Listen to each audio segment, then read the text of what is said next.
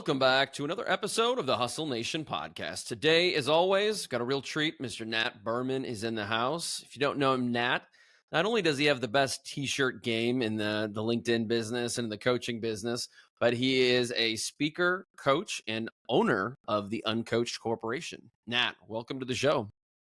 Thanks for having me, man. Appreciate it.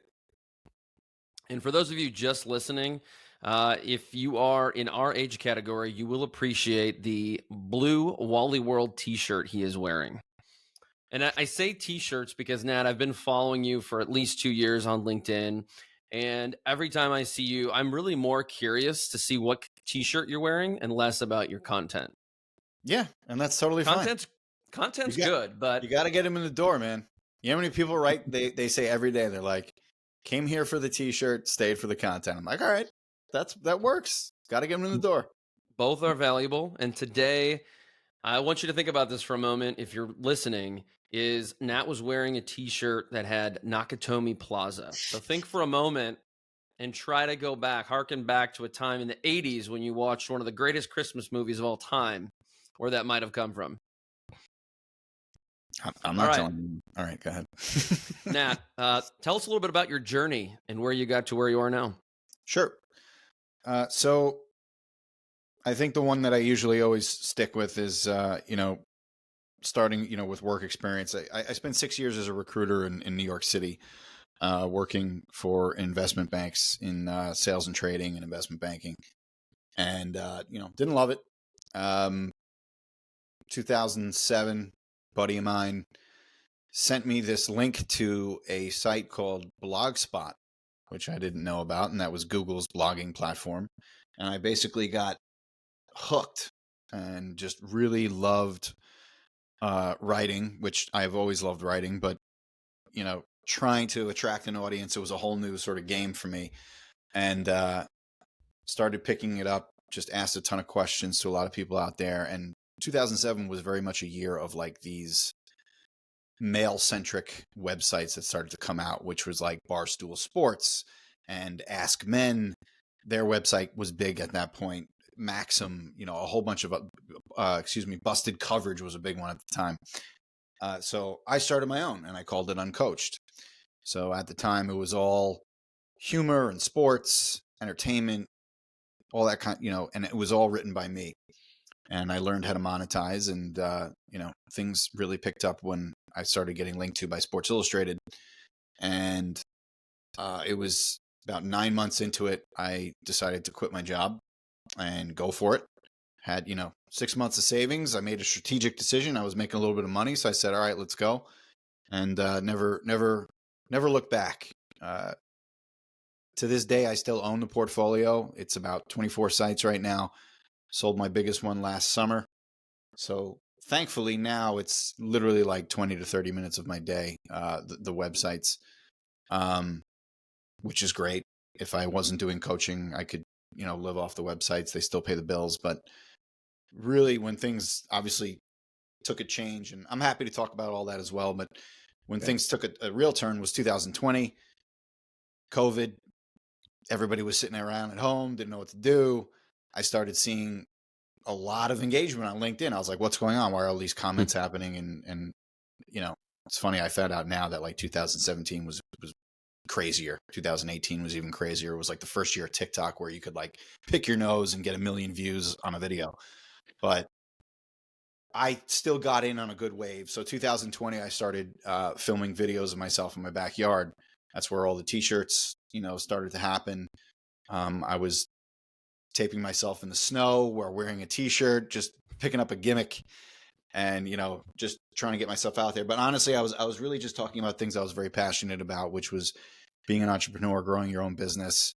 And those things started to resonate. So about 9 months later or so, that was a turning point where, I don't know, I was at like 20 something thousand followers and people started reaching out about coaching. And I had never really considered it or talked about it. I had always liked doing speaking, did some stand-up in my 20s.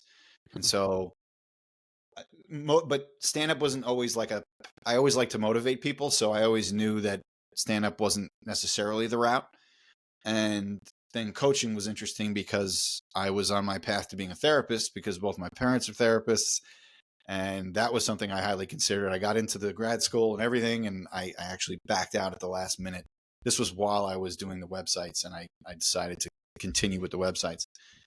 So things picked up, but it was interesting. I just kind of went in blindly. I took on a whole bunch of clients.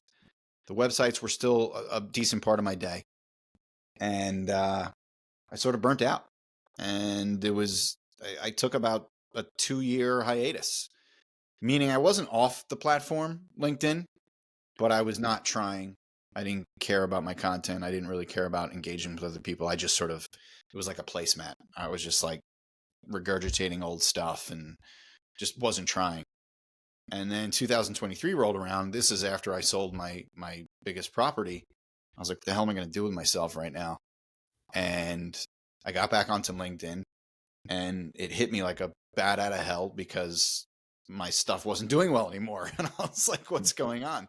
And I saw this young group of people who were just killing it on the platform. And I had to really just kind of dig down and start all over, which is what I did. So it was really January of 2023 until now, which I've been sort of grinding and working really hard, but closing in on 60K now, and things have grown quite a bit. And, the coaching is great.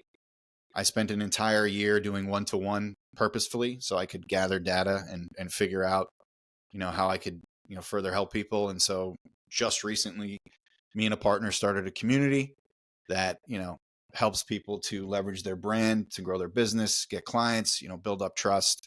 And that's primarily done through LinkedIn. So that is where I am at the present time. So Nat, one of the things, you talk about the t-shirts, but that's not random. I think a lot of times when people are trying to build a business, awareness is where everything starts. And I think a lot of times from a mental perspective, people get really hung up about being perfect about every piece of content they do or any kind of outward vision they have of themselves, because they're afraid it's going to somehow make them seem less serious or less capable or less professional or anything like that. Can you talk a little bit about just your approach there? Because I think to your point, like we came for the t-shirt, stayed for the content. You're like the walking billboard of why that's just head trash for people. So you mean what's like my approach? Is that? Yeah. Okay. Yeah. That's an interesting question. And I'll tell you what initially got me fired up on LinkedIn. It was it's funny. I was never a coach, but I got very fired up by how many people were coaches on LinkedIn. And then I read some stat that there were like 6 million. I was like, what the hell? And most people would look at that and say, oh, that's a saturated market. In my opinion, I was like, that's a chance to stand out because everybody's the same. People always talk about saturated markets. I'm like, dude, that's a good thing. It means there's probably a ton of companies doing the same thing. There's room for somebody to do something different. So I started to, I never made fun, like I didn't make fun of people, but I was saying like, it's interesting how there's a 21-year-old life coach out there and they really haven't experienced life all that much, And so I really went for the angle of like, hey, I've been doing something for 17 years. And it's interesting. You caught me at a great time because I just changed my tagline on LinkedIn to the business coach who actually runs a business. That's my new tagline. I love that. People have been very receptive to that. It's been 48 hours, but it's been great. And so my approach was always, and it's the same today, just let her rip. That's my approach. Like my videos are one take. 99.9% of them are one take. Unless I really mess up, I'll go back and, start over. But the videos, that's how I got started on the platform, all one take. And I just say what I need to say, man. Like, and I don't care. And I also share, I think a lot of people don't do that, plenty of the losses, plenty of the pain, plenty of the struggle that you go through, because that's the real shit. That's just, I could post every day about achievements and all that, but then I'm just a boastful piece of shit. And like, I don't want to do that. I'm proud of everything I've done, but I'm also really proud of all the stuff that I've endured and fucked up in, for lack of a better phrase. And I've failed plenty of times, but well, people talk about failure too, and I don't want to go off on a tangent, but I think the only real failure is like when you quit when you're not supposed to. Yeah. I've had plenty of setbacks. I like that word better. It's just not as sexy as failure.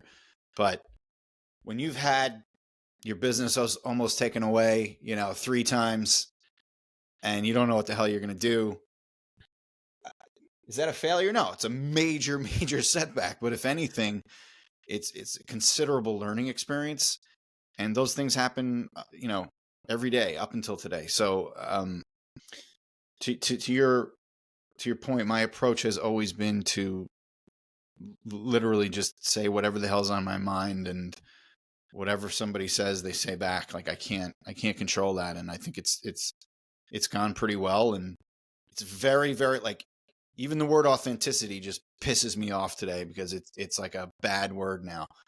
And so I don't even use it anymore. I don't even say like be your authentic self. It's like, can you harness, how they say, dance like nobody's watching. Well, can you do that on purpose, but not on purpose, right? Like that's the hard, like, can you be naked in front of the mirror, but in front of everybody? You know what I mean? For lack of a better word, metaphorically, right? Like, can you actually do that? The stuff that you would do and no one's watching, can you harness that reality and either put it in text, put it in video? Like if there's an approach, that's where I always start from. It's that place, just like unabashedly, this is who I am. And I tell, the greatest compliment you can get is, without fail, every time I get on a call with someone, they always say, you're exactly what I thought you were. I'm like, great. Then I'm doing my job. Then good. There's nothing to change. There's no questions here. You got what you're paying for. You know what I mean? So anyway, hope that helps. I love that. And many times spoken like a true marketer, even though I don't know if you have a marketing background, but being yourself, all those things is what makes a lot of marketing content work. But I want to switch gears. You talked about failure, for lack of a better word, setbacks. I love the word setback. I'm going to have to think about how to install that in my vocabulary moving forward. But as we zoom out, we've had a lot of guests on this show. And just on our last episode, I had mentioned to Dustin, I'm like, the word that comes up a lot is gratitude. Well, lately as well, the other thing that comes back is so many entrepreneurs we've talked to and leaders look back at the setbacks and they say in indirect words, that is what has propelled me to where I am now. Whether it's learning, whether it's the motivation. Do you mind diving into it? Because what was the big thing that caused you to get burned out that ultimately led to you changing paths? Yeah, it's a good question. Well, I think I just took on too much at the time. I was probably somewhere around 12, 13 clients, and the websites were still a big part of everything. And, when I was looking at it just from a practical, logistical standpoint, I was like, well, I don't really need the money right now. And what are you doing to yourself, Nat? You're killing yourself here. And frankly, one-to-one work is, for me at least, is very taxing. It's like therapy, right? And you're putting everything you've got into it. And, even by the end of this call with the three of us, I'm going to be dripping in sweat. Like, that's just how I am when I get involved in an hour-long conversation.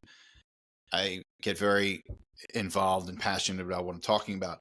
The same happens during coaching. So it takes a lot out of you.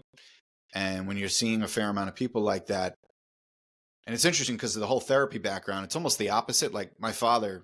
Oh, I was just going to say that. He had 50 patients at his peak at once. 50. And to him, 30 is like nothing. I'm like, how the hell do you do that? Because when I started coaching, I was like, I don't get it. I don't understand what you're doing. He's like, I disassociate myself. I'm like, well, I don't. I can't do that. Right? Like I just cannot do that. But you can't be a therapist if you don't, right? You cannot manage, for lack of a better word, 50 lives without being able to leave that call and leave that call at that call, right? So for me, that was one of the reasons why I sort of burned out. I was like, I can't do this. And now I'm like full steam loving it because the websites aren't a big deal and the community is growing. So my goal is to have no more than 5 people at once. Usually right now I'm still between 10 and 15, but I want to scale it back to less clients. So I hope that answers just in terms of why I kind of burnt out and why I made the decision to take that break.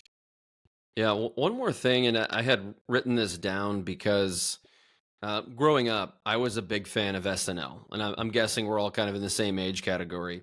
And I remember, like Chris Farley era. To Oh yeah. me, and it's not that I had a bad childhood, but to me, that was like therapy. Laughter is therapy, and I'm just curious if you use that in any of your coaching. Laughter? Yeah, Oh, humor. hell yeah. Are you kidding me? Like, of course. I use it all the time in my content and I use it all the time in my coaching. I love just being a jackass and poking fun at myself, my clients. Like we're all dorks. You know what I mean? Like, I don't care. And I literally have a piece of content coming out that says like, I just got 300 likes in my first hour. It's like, what a dork. You know what I mean? Oh, yeah. Like, but I'm part of that crowd. You know, it's just very, very funny. So it's like, if you can't be self-deprecating, man, like it's not. Yeah, laughter is a huge part of the game. And speaking, being on a conference call, like I am the antithesis of like Zoom calls. You know what I mean? It's like, get the hell, shut up. Just we're all humans. We all take poops. Like, who cares? And that to me is like such a missing ingredient. Like the whole corporate lingo, that whole thing is like, wow. Like it's very hard for me to tolerate. And so I don't tolerate it. I don't concern myself with it, but it's, yeah, without humor, man, I don't know where it would be. It'd be tough. And by It's the way, interesting. those years I think were the best years ever. Carvey, Yeah, right? Carvey, Spade, Sandler, for Farley. I sure. mean, are you kidding me? Like that's Mm, Phil yeah, Hartman. Like talk about all stars. Like good God, Yeah. what an yeah. Well, amazing Farley's from run. Wisconsin, where we're located. Okay. He's a legend, And a Marquette grad, just in case, or at least went like to you. Marquette, I should say. There you go. So, Did you ever see Hoop Dreams? That dude went to Marquette. Hoop I don't Dreams. know. I don't know if I did. So Hoop Dreams is a I know that documentary name. on these 2 guys who were like supposed to be professional basketball players. Okay. And one of them's name, oddly enough, wasn't Bill, but it was William Gates. And Okay. there were 2 guys, and the William Gates was the better of the 2. They were calling him the next Isaiah Thomas, and he kept having knee problems, but he wound up getting I think it was a full ride to Marquette. So Oh, there that's you go. Dwayne Wade, right? D Wade. Oh yeah, He went to D Wade. Marquette. There You you bet. go. Yep. Yeah, you bet. So now, one of the things you said, which I thought was really the idea of laughter and bringing it into business and corporate meetings and things like that. I think there's a bank board that I'm part of that has gone through exponential growth, and they're now one of the larger banks in the country. And I remember first being in that boardroom and how it was laughter, it was engaging. It was like, and I was actually on a previous bank board where it was not that. It was exactly what you'd expect a bank board meeting to look like, Corporate. and yet the one that, to your point, had laughter, had engagement. It was just real people having real conversations. They're the ones that had exponential success, because I think you're right. There's this weird, I think whether it's content, I think whether it's business dealings or just being a person, I think sometimes people feel like they need to be that stuffed shirt. And the reality is very few people want to deal with the stuffed shirt. I mean, the most successful people in the world, yeah, look, they can turn it on and they can solve a problem and be focused on that. But they all have the release valve of like, look, we're just people. We're just building relationships. We're just solving problems together. Yeah. I don't get it, and it's funny because I was a first-hand witness to all of this because my primary dealings were on Wall Street. Talk about prevalent, that culture. It was like the watches and the shirts and the suits and and what was funny was it's like we were the recruiters, and like I remember other recruiters trying to act the same, and I'm like, yeah, but you're not making millions, and you're not these people. And I was, it was like, Yeah. it was weird, like going to fancy hotels to meet potential candidates and all that, and like it's funny, like people always ask, like, when did you realize like corporate wasn't for you? And I can remember it clear as day, no joke. First job I ever had out of college. So recruiting came about a year after. I had a few jobs before that.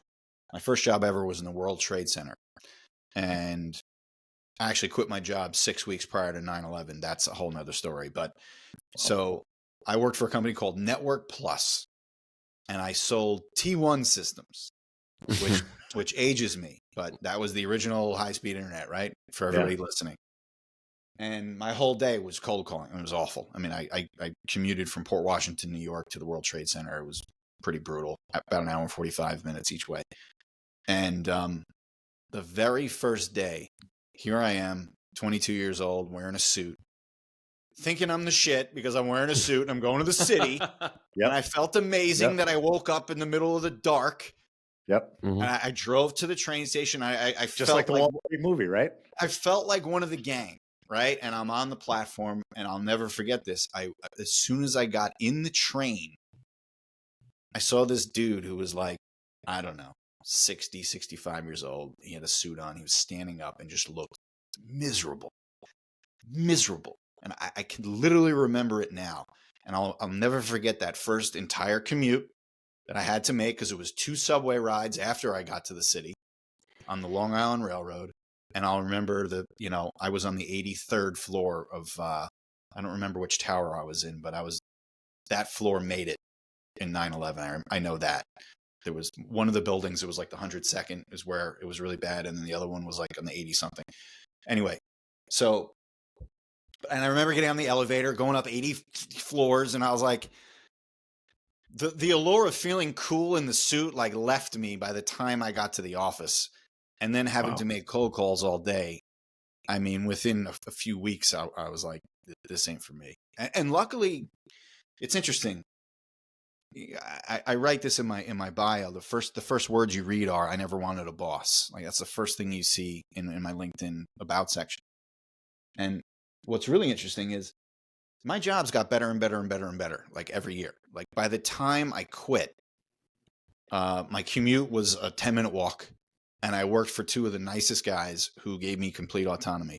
And yet that entire time, I still was like, I don't want a boss. I don't want to do this. I don't want any kind of authority. And so I always knew it's just, and then when I quit my job, it took off like a rocket. I worked harder than I ever worked in my whole life because it was for me. But I don't know if I went on a tangent there, but anyway, yeah. It's excellent. So what, you talk about kind of the evolution that you've gone through. What's next? Oh man. As much as I can handle, I think it's funny. I was on a different podcast and we were talking about clarity, and clarity is a big word, and, achieving that. And as a coach, that's something you really try and help clients with. My take on clarity is slightly different, is that clarity hits you at different times and in different ways. And you don't always have to be clear and have this like life vision that you hold on to for 60 years. Right. So for me, what was very clear a year ago was I'm going to be very focused on one-to-one coaching only. I made a decision and I said, I'm not going to look outward. This is it. I'm just doing one-to-one. When that is, I will feel it when I've done enough of it where I know I can possibly package that in a different way where I don't have to be as active one-to-one. So now my clarity is growing the community to 1,000 members as quickly as possible. Getting more involved in speaking engagements. And I've got 2 of those lined up. So I'm very excited for that.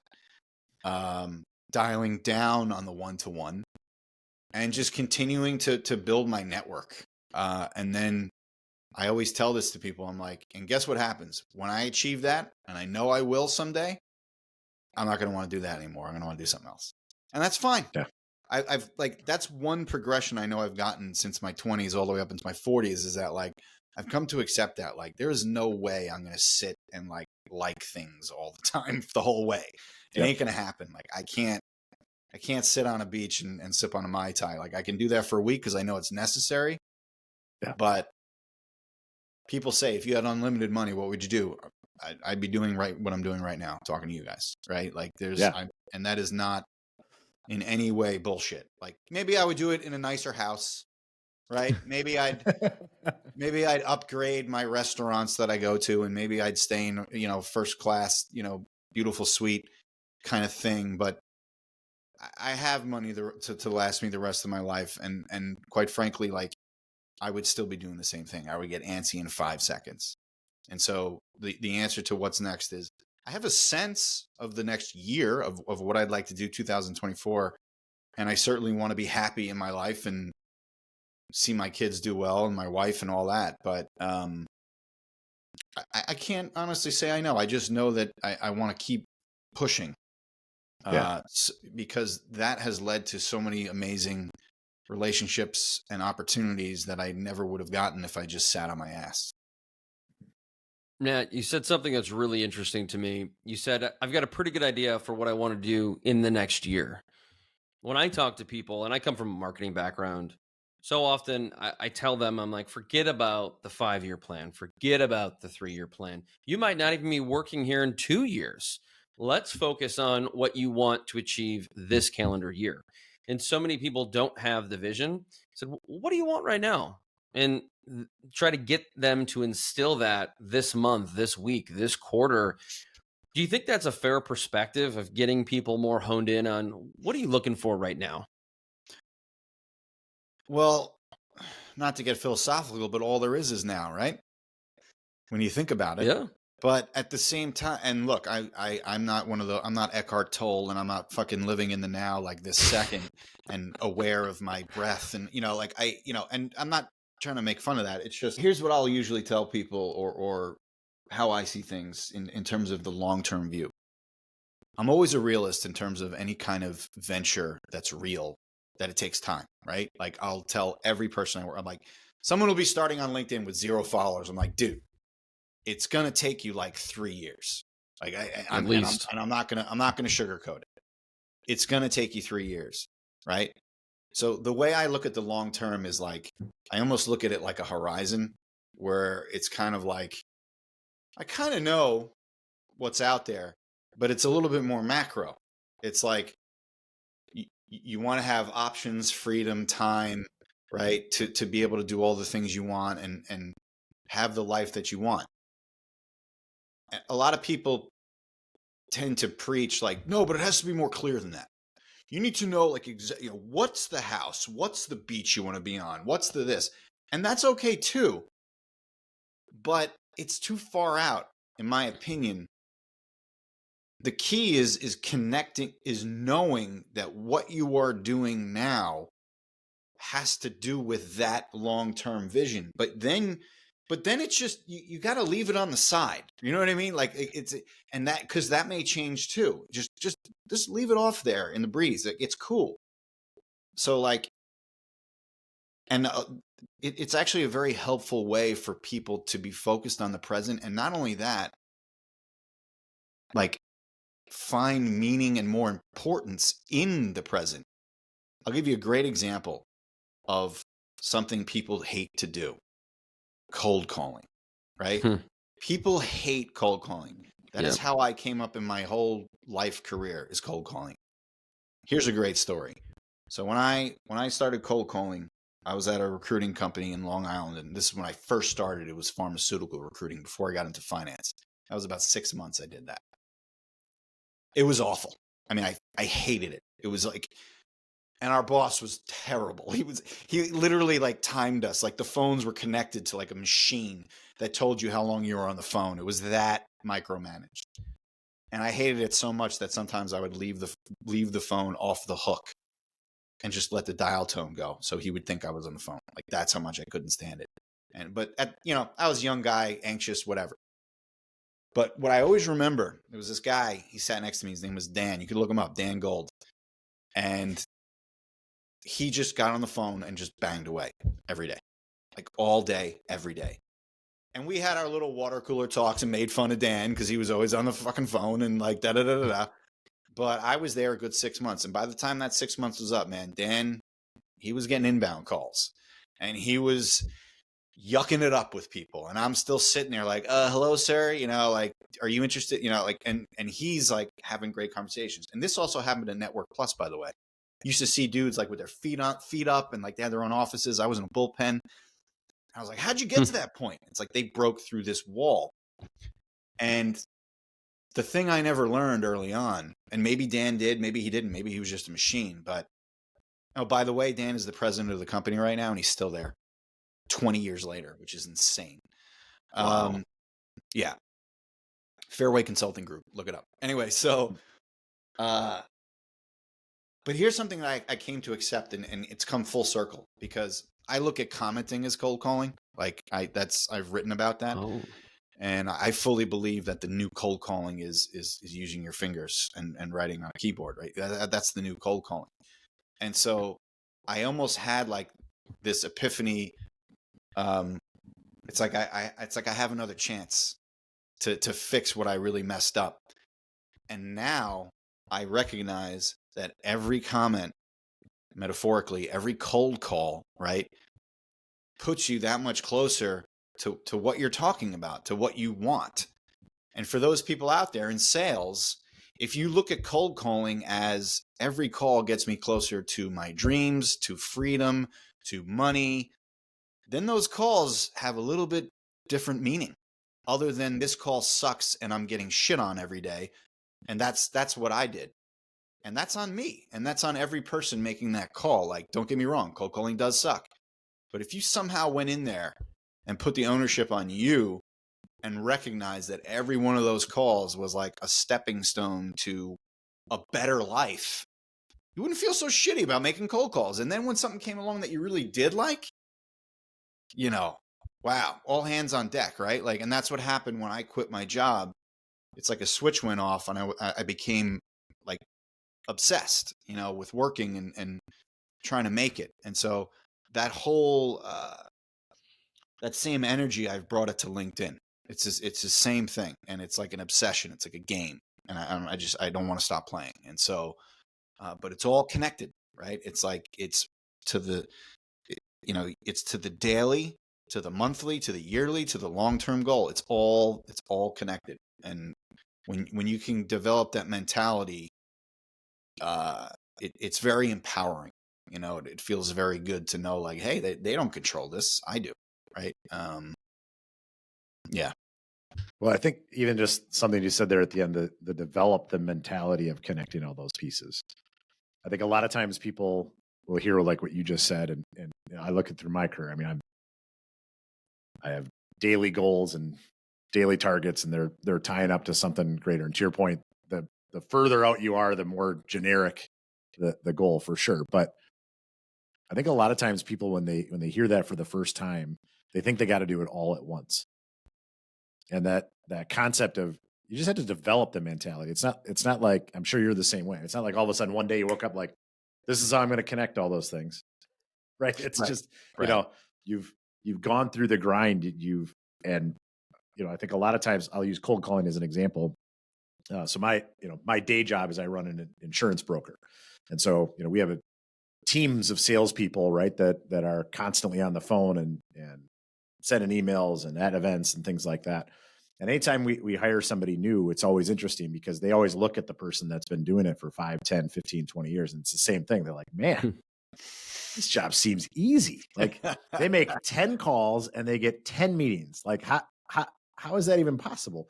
It's like, well, yeah, because you missed the first 7 years of grind that they did, right? Where they were making hundreds of attempts a week and getting through it, right? And finding their craft. And it's not just the quantity of who they're talking to, it's them refining their own craft. Oh yeah. Right. And you get so much practice through that. And then all of a sudden 2 years later, be like, man, you're so good at cold calling. Be like, listen to the first 10. Listen to what I did 3 months ago. That's my Dan Gold story. Like he was as polished and as smooth as you can imagine. Like there are I learned this the other day. Someone was telling me like a good speaker, professional speaker, they're doing the same speech for 20 years.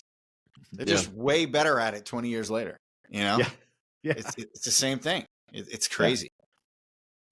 And one thing that you mentioned that really resonated with me was you said one thing, right? Like that's something that a lot of entrepreneurs have a big problem with. And even I did, is sticking with one thing. I had to make a very conscious decision to go, I'm only focusing on one-to-one clients this year. That was really hard because everyone was jawing in my ear about like, why don't you have a YouTube channel? Why don't you have a podcast? Why don't you do this? Why don't you do that? Why don't you do this? And like, don't tell me of course I wanted to do all those things. I did. I absolutely did. But this is a more, I guess it's a broader topic of depth versus breadth, right? And it's like, for me, I chose, I'm going to go as deep as I can with this one-to-one. And now all of a sudden, these other opportunities are kind of sprouting up here and there. And so it's like, that's another thing for people who are listening to really pay attention to. It's like your example is just be good at cold calling for 2 years. Don't worry about anything else. Yeah. Be good at like I call it breaking through. That's what I call it. It's getting to the other side of that wall. The wall of how come no one's calling me? You know what I mean? How come it's so damn hard? And I teach people online about doing outbound on LinkedIn as a great example. My outbound on LinkedIn is very easy. And the reason it's easy is because I have a big following. Most people who I'm contacting know who I am. And so to your point, it's like, how come that guy has it so easy? Well, I've been banging away for 3 years at content to the point where now it's like I've earned my right to send them that message. And that's something you cannot like fake or shortcut your way into. It does not, it won't work. It's impossible. And so, but a nice thing is you can do them almost sort of simultaneously. Like you can grow your LinkedIn account, you can do outbound at the same time. But I can tell you right now, it's definitely easier the bigger you are. Like there's no question. Yeah. But like you just said, like if I'm a manager in your office, I'm looking at that new guy and I'm like, dude, I don't give a crap what you do. Just master cold calling for 2 years and the world will open up to you. I promise. Yeah. And most people don't have the stones to do it. I didn't. For sure. You know, We just stockbrokers. we just hired a new business development guy. Literally started this week, and younger guy, and his first month. I mean, he's going through a lot of the grind stuff, and I just told him like, just so you're on the same page. I know you took this job because you think it's going to be fun and elaborate and all that sort of stuff. It's going to suck to start. Like this first month in particular is going to be the worst month probably of your life, and but it'll get better. I got to tell you, buddy. But it'll get better, right? Like there's no sugarcoating it, but you will get better. It will get better. And it's also okay to shit on it and say that's not for me and I don't want to do this, right? Like that's okay. I mean, that was a place that I was at years ago. And that's all right. But at the same time, like you need to know going in that this won't happen until you do this, right? And this that's going to get you to that is going to suck, right? And it's there's no sugarcoat. You can't. But again, that whole connecting all the dots, you can even tell that guy, look, dude, I promise you the juice is worth the squeeze, dude. It's going to suck. It's a year of garbage. You're on calls all the time. You're going to get rejected. It stinks, but man, you'll be set for life if you spend these next 2 years grinding and building relationships. You know, that's how I look at the LinkedIn community. It's like, holy crap, like look what just happened here. I've got this. I feel like I could ask anybody anything right now if I needed something. You know what I mean? Like, put me in touch with the person who does this. Put me in touch with that. Like, I couldn't do that a year ago or 2 years ago. And I still think I have a very, very long way to go. You know, there's always something to learn. There's always somebody who's ahead of you. Yeah. And that's a place I'm always seeking out, right? Is that next level of knowledge. So Nat, with all the coaching you've done, whether it be one-to-one or the group stuff you're doing now, what are or what is some of the common denominators you're finding? We've talked about some already, like focusing on one thing. Even a little bit, I think indirectly, we're talking about building a personal brand and why that's important. But what else are you finding that these entrepreneurs are just continually getting stuck with? Probably being themselves is a big one. Um, two things are real big. Just learning how to run a simple business is really hard for some people because they're used to coming from the corporate world where your job function is one job function. Whereas if you're an entrepreneur, you're managing all job functions. It may sound trivial or small, but like, hey, you do have to form an LLC at some point. You do have to, and by the way, I'm not saying those things are difficult. They're not. It's just they're things that people oversee. Yeah. Like they're like, oh, I forgot about, I didn't realize that, or like Stripe, like they didn't know they had to set up Stripe, like a Yeah. payment thing. And again, does it take long to set up Stripe? No, but it's the mental shift of going from a W-2 to your own thing. That's an interesting transition. Being themselves is also very hard. And being themselves online is particularly difficult. And that to me is one of the biggest money makers. Is truly going out there and being different in the sea of sameness, right? And so, and you talked about personal branding. Like, look, I think I'm in a good wave here. I think the next 10 years you're going to see it's very bizarre what's happening out there. It's not bizarre. It's realistic and it was inevitable, but it's weird to see people in these high caged secretive places now saying, I need a personal brand. It's weird. Like a lot of my clients are financial advisors. Like that's not a place where you're out there. You know what I mean? And all of a sudden it's like, we don't care that you get 9% returns. Everybody's getting 9% returns. What makes you different? Well, you make you different. And it's like, I don't care. Like if you're doing a lineup and two people have the exact same qualifications, the same statistic, the same whatever, who are you going to hire? You're going to hire the one that you relate to more. Simple. And so that's, while maybe somebody won't come to me for that, that's what ends up being the issue. Always. It's a perception of themselves. And can I make it by being myself and leaning into that really, really hard? And the answer is everybody can, but you can't fake it. If you're the introverted guy, be the introverted guy. You know what I mean? If you're the hyper guy, be the hyper guy. Don't try to fit into something else. Like, don't get me wrong, use inspiration and study other people and study other creators and content and formatting and blah, blah, blah. But ultimately, that it has to be whatever your own thing is right now. Like, I'm pretty sure that most people wouldn't call anyone else on LinkedIn like that dude who wears t-shirts by his pool other than me, right? Like, that's not a flex. It's just, I'm pretty sure they wouldn't. And if they did, good for that other guy for getting, or girl for getting to that point, right? Like, good for you. But that's my goal for everybody. It's like, who are you? You're that guy. Like one of my favorite clients ever. He'll love that I gave him a shout out. Mondo Salavanti. He's a financial planner. He's on LinkedIn. He's huge. He's blowing up.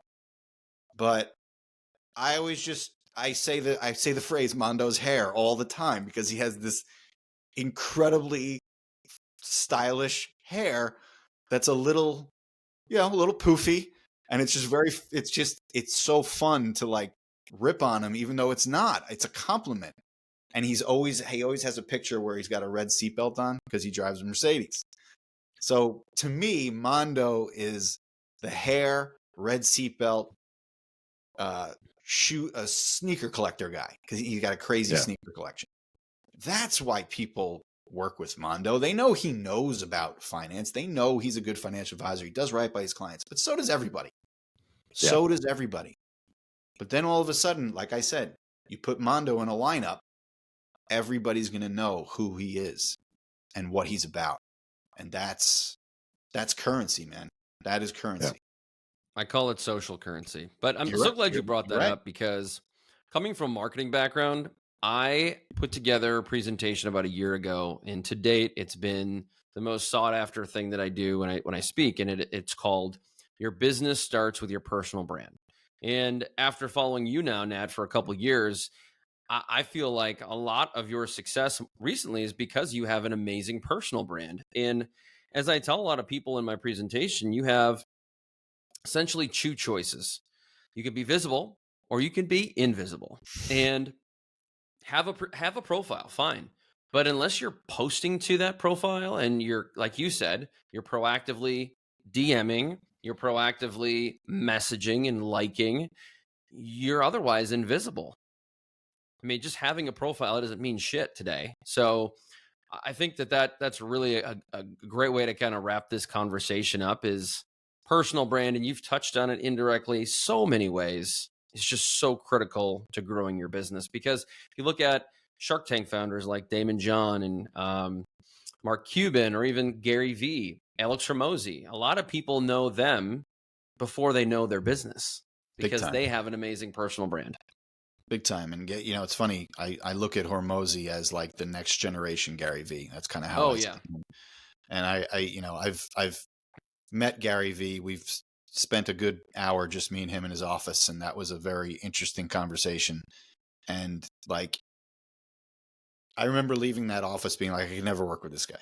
He's just too high energy. Like it's too much.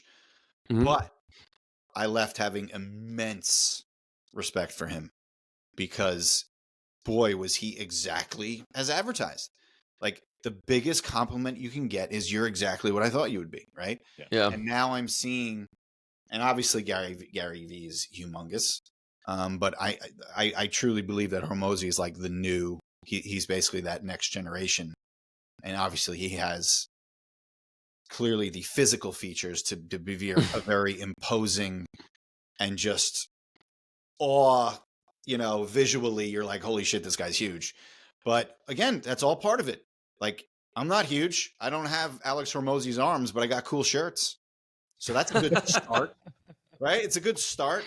I'm in shape, but I'm not a bodybuilder, right? Like, so it's like, you got to have something.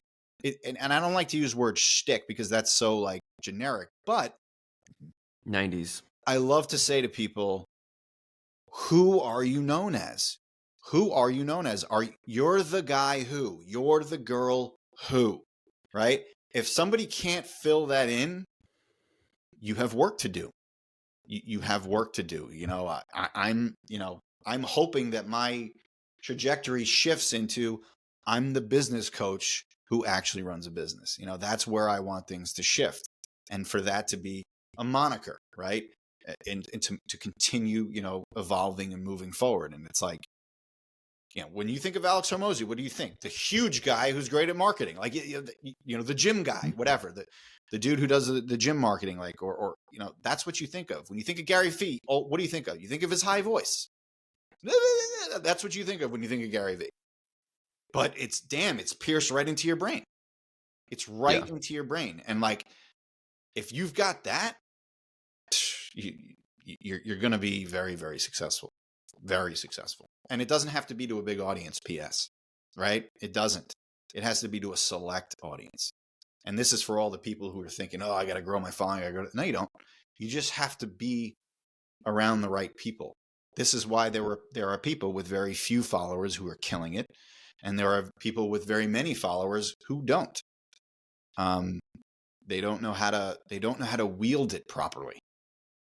But if you have that thing, you can monetize it. I think that's an amazing way to cap the show. So insightful. I mean, just amazing conversation. So thank you for being here. But before we let you go, can you tell our audience a little bit more about what you have going on, where they can find you, your coaching program? Sure. So yeah, I mean, I'm on LinkedIn all over the place. Nat Berman, just look up the name Nat Berman, I guess search it. But I do have a website, natberman.com. So that's a way to literally reach out to me. But yeah, in terms of the community, that's actually hosted on School, and it's called Brand Built, BUILT, kind of like Ford Tough, Brand Built. and that's only about 2 weeks old. So we're closing in on 40 members, and that's exciting. And who's behind school? Alex Hormozy. He just invested a chunk of money in it. So that's kind of interesting, but it's a great, we love it. It's very, very easy to use. And so, yeah, I mean, and one thing I will tell you, like, I always get back to people pretty damn fast in the DMs on LinkedIn, anywhere. So I'm always open to people reaching out. So yeah, appreciate being on the show, man. It's been great, guys. Yeah, Our thank pleasure. You know, and that's true. There are some people who have 10,000 followers who think they're too good to be on a podcast like this. And then you have people who have 100,000 or 58,000 followers like you, who do respond and respond very quickly. And we appreciate that because you are exactly who you say you are. Love that. Folks, if you're listening, check out Nat. I almost called you Nat. It is LinkedIn /Nathaniel Berman. Pretty easy to find. His content is awesome. Lots of great information, great nuggets, just like the show. And for all you listeners out there, thank you for tuning in to another episode. We appreciate yours. Until next time, peace.